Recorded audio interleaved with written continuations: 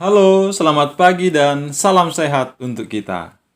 Nah, pada pembelajaran kali ini, pada pelajaran PJOK, kita akan membahas permainan bola kecil, yakni pada bola kasti. Pernah ya bermain bola kasti?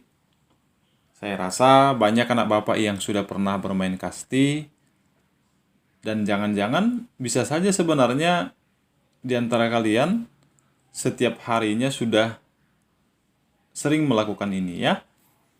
Nah, sekarang kita mulai pembelajaran kita dari kombinasi gerak dasar dalam permainan kasti. Kombinasi gerak dasar dalam permainan kasti. Nah, pada permainan kasti ada beberapa kombinasi atau gerak yang akan kita pelajari, ya. Tetapi kita awali terlebih dahulu sebenarnya apa permainan kasti itu. Nah, perhatikan, kasti merupakan salah satu permainan tradisional di Indonesia. Kasti termasuk permainan bola kecil yang mengombinasikan gerak lokomotor, non-lokomotor, dan manipulatif. Ya, ingat, kasti itu merupakan salah satu permainan tradisional di Indonesia ya. Jadi kamu mungkin bertanya, pernahkah kamu mendengar istilah Asian Games? Asian Games atau SEA Games atau Olimpiade. Nah, dalam olahraga dunia, kasti ini anak bapak tidak dipermainkan, tidak dipertandingkan ya. Mungkin yang mirip dengan kasti dipermainkan, tetapi untuk kasti sendiri itu hanya dimainkan di Indonesia. Maka dari itu disebut kasti merupakan salah satu permainan tradisional di Indonesia. Saya. Nah, kemudian yang kedua tadi dikatakan, kasti termasuk permainan bola kecil yang mengombinasikan gerak lokomotor, non-lokomotor, dan manipulatif. Saya rasa kamu masih ingat dalam permainan sepak bola, basket, bola voli, kita juga sudah mempelajari tentang lokomotor sampai ke manipulatif. Nah, kemudian ada manfaat yang kita dapatkan ketika kita bermain kasti. Yang pertama, kita akan memperoleh manfaat dengan meningkatkan kemampuan koordinasi dan kerja. Nah, karena permainan kasti ini merupakan permainan tim, maka kita diajari atau dilatih untuk berkoordinasi, untuk bekerja sama. Itu yang pertama. Yang kedua, membuat tubuhmu menjadi sehat. Nah, ini sudah menjadi hal yang umum ketika kita berolahraga, maka manfaat yang akan langsung kita rasakan adalah membuat tubuh kita menjadi sehat. Maka dari itu, bukan hanya permainan kasti sebenarnya, biasakanlah dirimu dengan olahraga. Entah itu sepak bola, entah itu basket, entah itu bola voli, atau mungkin juga yang sudah kita sajikan sehari ini, yakni permainan kasti. Karena tentunya seperti yang kalian tahu, permainan kasti ini sangat menarik, bahkan alat yang kita gunakan sederhana kan. Kita hanya butuh tongkat, kemudian bola kecil yang harganya juga mungkin sangat terjangkau. Nah, maka sekali lagi Bapak sarankan, mulai dari sekarang, giatlah olahraga, khususnya dalam permainan kasti. Bisa ya? Oke, kita lanjutkan. Pada permainan kasti ada beberapa gerak dasar yang harus kalian ketahui anak bapak. Nah, jadi kalau dikatakan gerak dasar berarti gerak yang harus kalian kuasai agar bisa bermain kasti. Maka dikatakan gerak dasar. Tanpa gerak dasar ini, tanpa kalian menguasai gerak dasar ini, kalian tidak akan bisa bermain kasti. Nah, penasaran dengan gerak dasarnya? Simak satu persatu. Nah, yang pertama, kalian harus menguasai cara melempar bola. Ini gerak dasar yang paling utama, melempar bola. Kemudian yang kedua, menangkap bola. Yang ketiga, memukul bola. Yang keempat, berlari. Nah, melempar bola, menangkap bola, memukul bola, dan berlari. Bisa ya? Nah, lalu bagaimana cara melempar bola? Atau bagaimana teknik-teknik melempar bola? Nah, di dalam permainan bola kasti, ada kombinasi melempar bola. Nah, yang pertama, melempar bola mendatar dan gerak meluruskan lengan. Jadi kata kuncinya adalah melempar bola mendatar. Nah, bagaimana cara melempar bola mendatar? Nah, perhatikan. Yang pertama, gerak ini diawali dengan pemain memegang bola menggunakan tangan kanan. Nah, kita pegang bolanya menggunakan tangan kanan, kemudian tangan kiri kita arahkan ke depan. Ya. Kemudian lengan kanan lurus dari belakang ke depan. Pandangan mata ke arah sasaran dan lemparkan bola setinggi dada. Nah, agar bisa kalian bayangkan, coba kamu perhatikan gambar berikut. Nah, coba perhatikan. Gerak ini diawali dengan pemain memegang bola menggunakan tangan kanan. Nah, perhatikan ini. Ya kan? Yang Bapak gerakkan pakai kursor ini. Kemudian yang kedua, kaki kiri berada di depan. Nah, coba perhatikan kaki kiri di gambar nomor 2. Kaki kirinya di depan. Kemudian lengan kanan lurus dari belakang ke depan. Nah, ini dia hasilnya. Nah, kemudian pandangan mata ke arah sasaran dan lemparkan bola setinggi dada. Nah, seperti inilah cara melempar bola datar. Bisa ya? Nah, kemudian yang kedua, kombinasi melempar bola lambung. Kombinasi melempar bola lambung dan meluruskan lengan. Nah, mungkin kamu bertanya, mengapa Pak selalu dikatakan meluruskan lengan? Meluruskan lengan. Karena pada akhirnya ketika kita melempar, yang paling menentukan itu adalah ketika kita sudah meluruskan lengan. Nah, bagaimana caranya? Langkah awal berdiri dengan kaki kiri di depan dan kaki kanan di belakang. Nah, langsung saja kita perhatikan gambarnya. Nah, langkah awal berdiri dengan kaki kiri di depan dan kaki kanan di belakang. Nah, coba kamu perhatikan ini di gambar pertama. Kaki kirinya di depan, kaki kanan di belakang, ya. Kemudian pegang bola dengan tangan kanan. Nah, ini dia. Ayunkan lengan kanan lurus dari belakang ke depan. Nah, hampir sama seperti tadi. Nah, ini dia. Tetapi memang yang membedakan adalah pada gerakan akhir dia melempar ke arah atas. Bisa ya? Oke. Kemudian yang ketiga anak Bapak, ada kombinasi melempar bola menyusur dengan meluruskan lengan. Jadi kita lempar dengan menyusur, ya. Nah, coba perhatikan. Saat melempar bola, badan dibungkukkan dan kaki ditekuk. Nah, coba perhatikan ini ya. Nah, ini dia. Saat melempar bola, badan dibungkukkan. Nah, kamu perhatikan dia sedikit membungkuk ya, yang ini, yang di gambar nomor 2. Bola ditarik menggunakan salah satu tangan ke belakang. Nah, ini di gambar nomor 1. Kemudian diayunkan ke depan. Lepaskan bola sehingga bola melaju menyusur. Nah, ini dia. Ini bolanya yang sudah dilepaskan. Nah, jadi ada 3 kombinasi melempar bola ya. Mendatar, melambung, kemudian yang ketiga menyusur. Bisa ya? Nah, sekarang kita lanjutkan menangkap bola.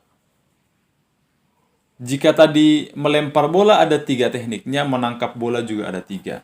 Nah, yang pertama menangkap bola datar. Bagaimana caranya?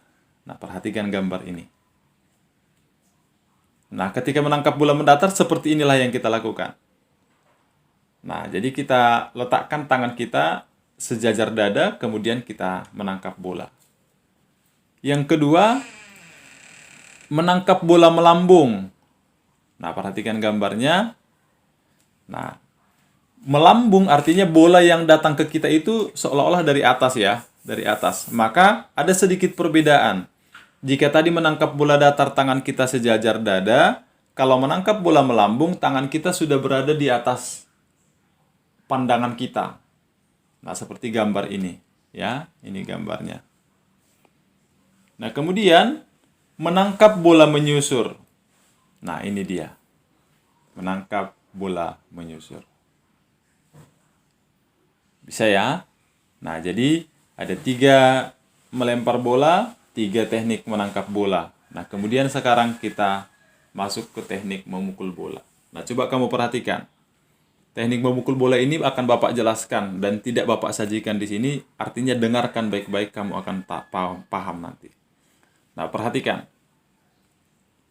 Nah, yang harus kalian perhatikan anak-anak Bapak ketika memukul bola, yang pertama, kalian harus menyesuaikan genggaman tanganmu dengan besarnya tongkat pemukul.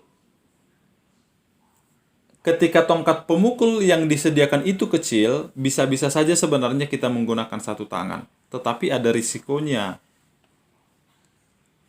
Risikonya adalah akan memungkinkan tongkat yang kita pukul itu lepas dari tangan kita, lalu akan mengenai teman bermain kita. Maka yang dianjurkan, yang disarankan adalah genggam dengan erat, bahkan menggunakan kedua tangannya, kemudian mengayunkan dengan sekuat tenaga ketika bola sudah menghampiri kita. Nah, jadi perlu diperhatikan ketika dalam permainan kasti, yang paling konsentrasi paling tinggi itu adalah saat kita memukul bola. Kita tidak hanya butuh tenaga, tetapi kita juga membutuhkan pandangan yang fokus. Karena sesuai dengan namanya, permainan kasti itu kan menggunakan bola kecil. Jadi bola yang kita pukul itu kecil dengan tongkat.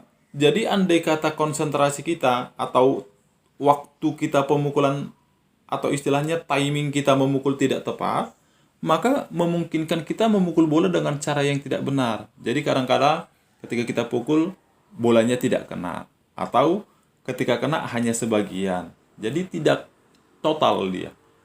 Maka sekali lagi genggam erat, fokus pandangan ke arah bola, lalu harus memiliki perhitungan yang tepat ketika ingin memukul bola.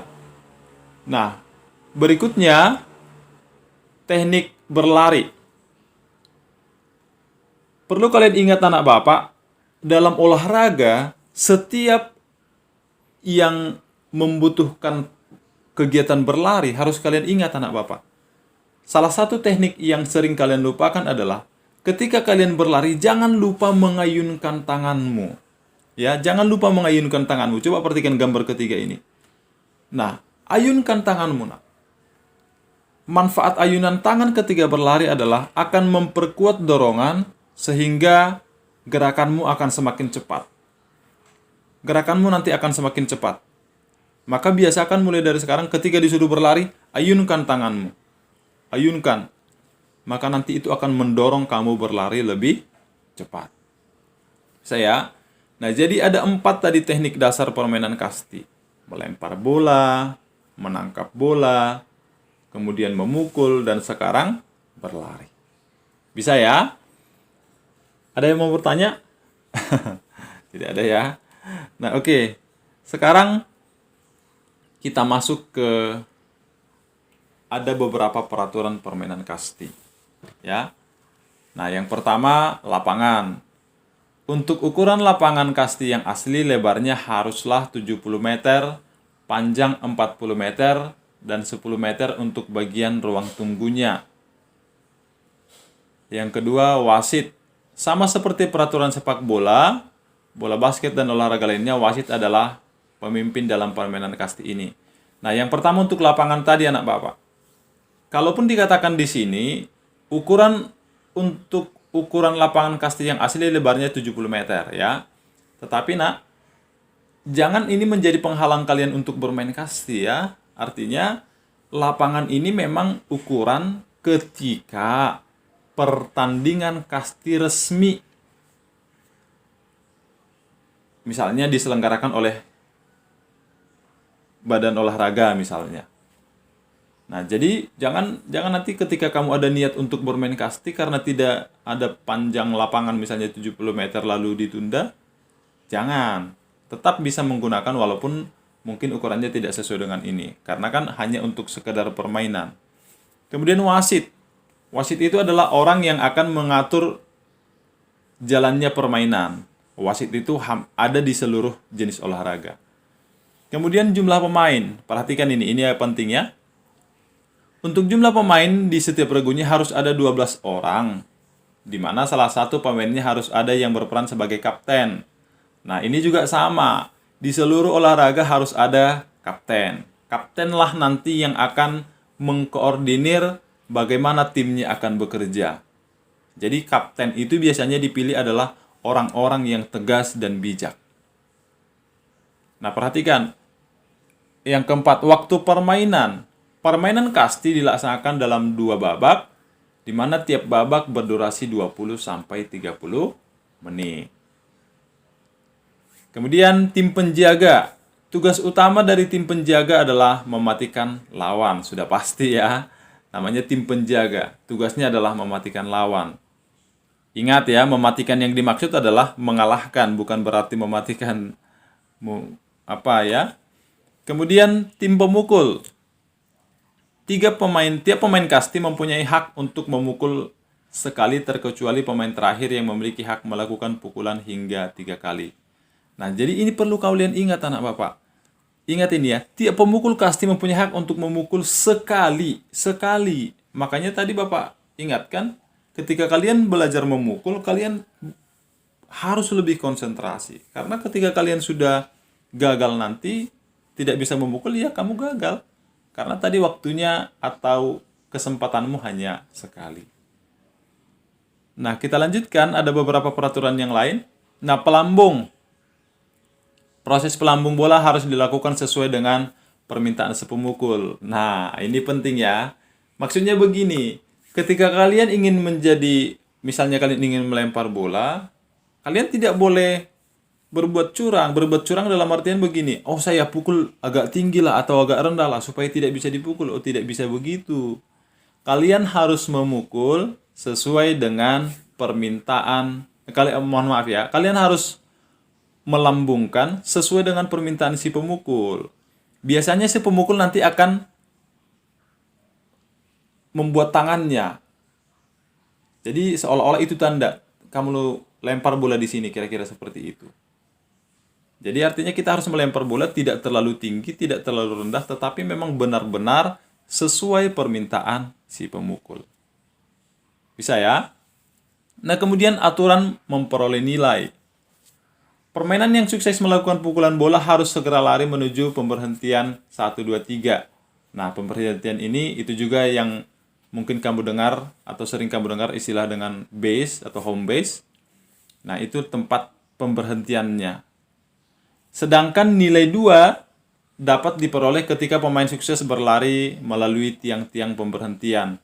Nah, Bapak rasa nanti bisa sambil kamu baca ini, kamu pahami nanti ya. Kemudian yang terakhir, pergantian tempat. Pergantian tempat akan diberlakukan antara tim penjaga dan pemukul apabila salah seorang pemain tim pemukul terkena lemparan bola. Kedua tim berganti tempat, tidak juga bola hasil pukulan tim pemukulan langsung ditangkap oleh tim penjaga 3 kali secara berturut-turut. Nah, jadi anak-anak Bapak, inilah beberapa aturan dalam permainan kasti. Nah, kita doakan kepada Tuhan, semoga corona cepat berlalu, karena sebenarnya permainan kasti ini sangat seru dan sangat menarik. Nah, jadi kita berdoa sekali lagi, andai kata corona sudah berakhir, kita nanti bisa mempraktikkan ini langsung, karena pada dasarnya olahraga itu butuh praktik. Apapun ceritanya, olahraga akan bermanfaat ketika kita praktikkan. Nah, maka saran Bapak, sambil kita berdoa supaya corona berlalu sehingga kita bisa sekolah, tidak ada salahnya anak Bapak, permainan kasti ini kamu praktikkan di rumah. Ada lapangan di belakang rumah misalnya atau di depan rumah, silakan dipraktikkan pelan-pelan. Bolanya tidak terlalu mahal, bahkan sangat mudah kita temukan. Tongkat juga sangat banyak kita temukan. Ya, bisa ya? Nah, jadi anak-anak Bapak, untuk tugas kalian hari ini, untuk penjas, latihannya, tugasnya hanya menulis saja ya. Materinya jadi tuliskan. Mungkin kamu, Pak, peraturan permainannya kok banyak sekali, Pak. Begitulah nak ketika kita belajar. Ketika kamu merasa capek menulis, semangati dirimu. Inilah proses supaya aku menjadi manusia yang sukses. Harus seperti itu ya. Jangan biasakan mengeluh. Pelajari ini, tonton videonya berulang-ulang baik-baik, kemudian tulis di buku catatanmu. Jadi untuk pertemuan ini, karena ini masih pertemuan pertama kita dalam permainan kasti, latihanmu hanya menulis saja dulu. Kamu pindahkan ke catatanmu, kamu pelajari, lalu jika ada hal-hal yang mau kamu tanyakan, silahkan kamu telepon Bapak Ibu gurunya. Bisa ya? Nah, sekian pembelajaran kita untuk hari ini. Tuhan memberkati.